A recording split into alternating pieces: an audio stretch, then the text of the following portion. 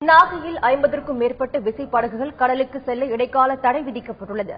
மீன்வளத்துறையின் இந்த அதிரடி நடவடிக்கையால் நாகை மீனவர்கள் அதிருப்தி அடைந்துள்ளனர். இதுகுறித்து கூடுதல் விவரங்களை தருகிறார் எமது செய்தியாளர் ஸ்ரீதர். ஸ்ரீதர், எதற்காக மீனவர்களுக்கு தடை விதிக்கப்பட்டிருக்கு? மீனவர்களின் அடுத்த கட்ட முடிவு என்னவாக இருக்கும்?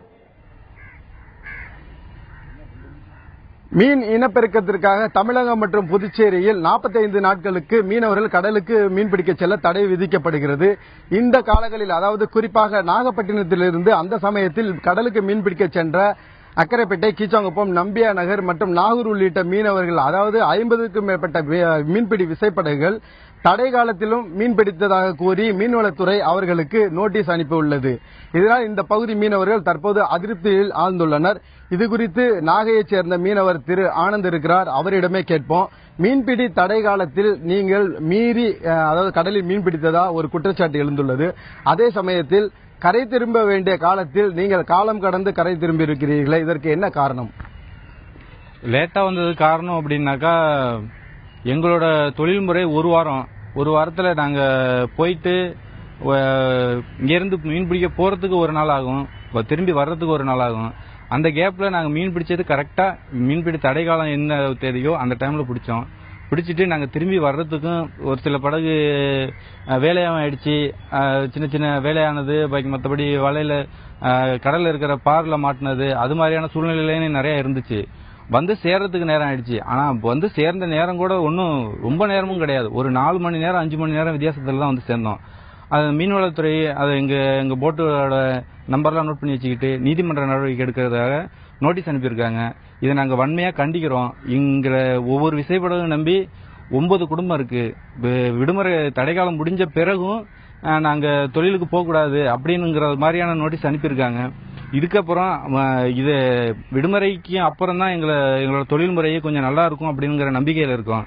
இதை சேர்ந்து இருக்கிற எங்களை நம்பி இருக்கிற குடும்பங்களும் அதுக்கப்புறம் தான் சம்பாதிக்கலாம், எங்களோட படிப்பு மற்றபடி எல்லா வாழ்வாதாரத்தையும் சரி பண்ணிக்க முடியும் அப்படிங்கிற ஒரு நம்பிக்கையில் இருக்காங்க. இந்த திடீர்னு தடையினோன்னு நாங்களும் சாக்காய் நிற்கிறோம். இப்போ எங்களை சேர்ந்து இருக்கிற குடும்பங்களும் என்ன செய்யணுங்கிற புரியாத சூழ்நிலையில் இருக்காங்க. இது அதாவது மேலும் கீச்சாங்குப்பத்தை சேர்ந்த கிராம தலைவர் திரு ராஜேந்திரன் இருக்கார், அவரிடமே கேட்போம்.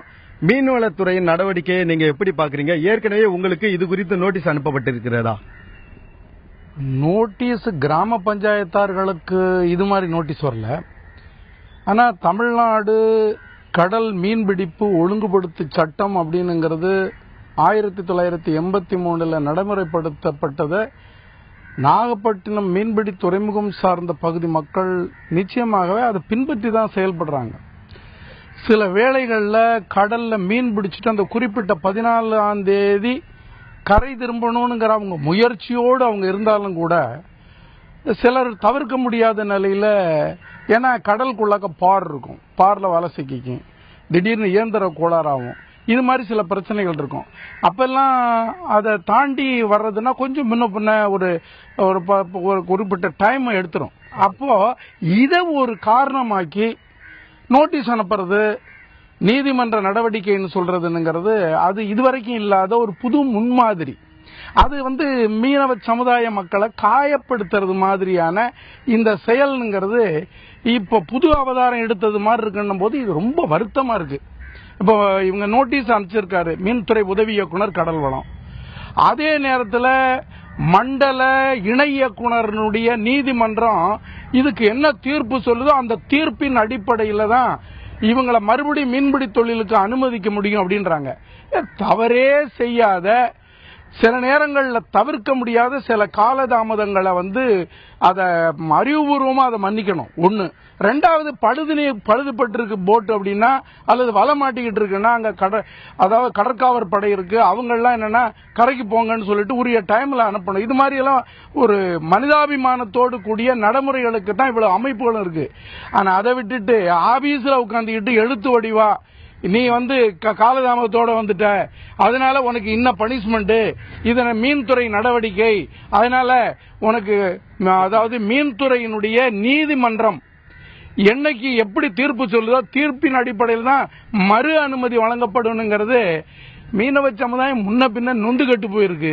இப்ப வெந்த புண்ணுல வேலை பாய்ச்சறது மாதிரி இன்னும் காயப்படுத்துறதுன்ற நியாயம் இல்ல.